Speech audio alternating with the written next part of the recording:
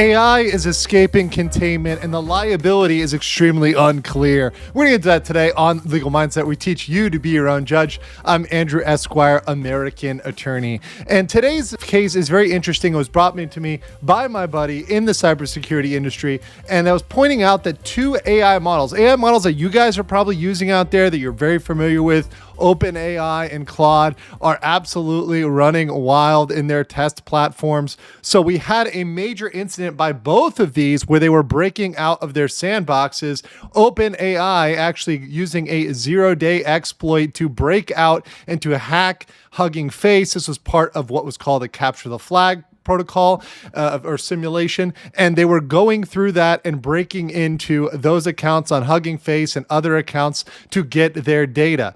In a very similar testing environment, Claude, in two of its models, broke out, accessed the live internet when it was not supposed to, and hacked three separate organizations. So obviously these are things they were not supposed to do. They were not set to do.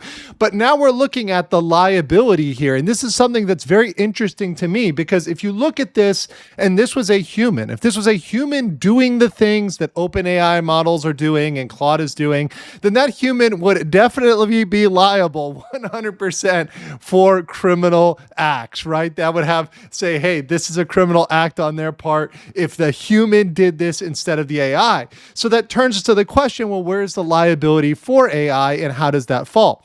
But before we get to that, let me pitch my best friend and good buddy, Ryan, over here in his program on Elevate Cyber. Ryan is helping people land 100K remote cybersecurity jobs in less than 6 months without applying.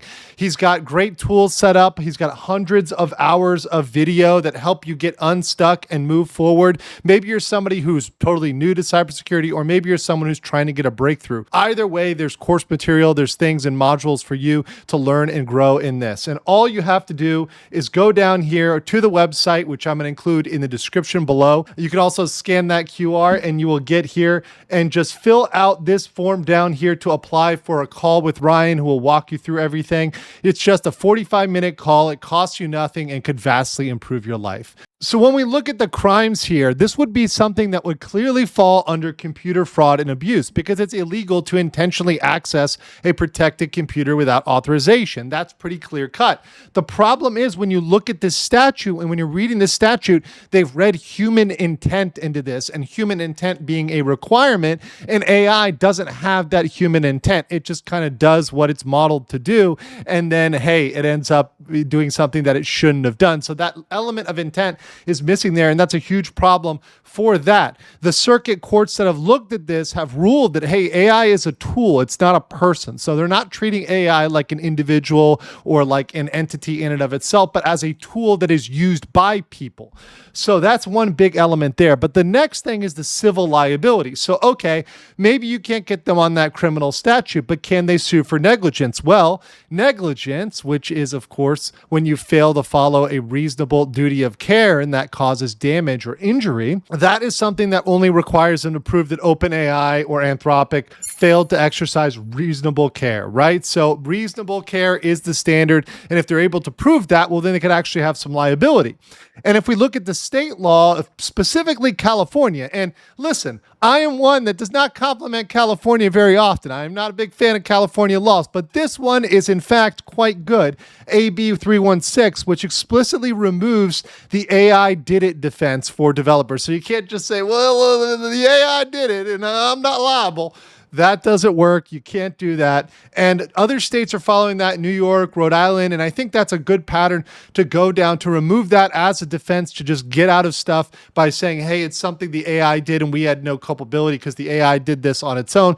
Well, no, you're in that chain of liability. So you're still within the chain of liability with the AI and you're culpable and on the hook. Also, there are federal directives, and this is something that may come down and become more serious because there's, of course, national security issues national security implications. We're talking real serious stuff here. June 2026, there was an EO, executive order by the president, which directed the Department of Justice to prioritize enforcement against AI-enabled hacking. Now, they're mainly trying to look at this in the large criminal sense. People have malicious intent, but this could have, once again, the federal government could look at these companies and say, you know what, we've got to step in and police you here because you're clearly not policing yourself, because there are implications. This same thing that was used in this case only to hack 3 organizations could be used to hack defense or other protected systems. So getting that under control is very, very much in the interest of the national government, particularly if these things can escape and do things on their own.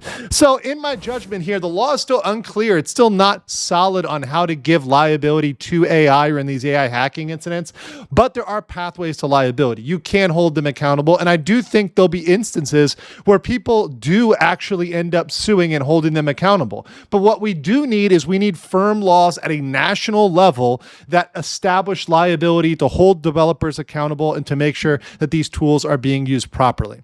But I want to know what you guys think in the comments below, and I will catch you on the next one.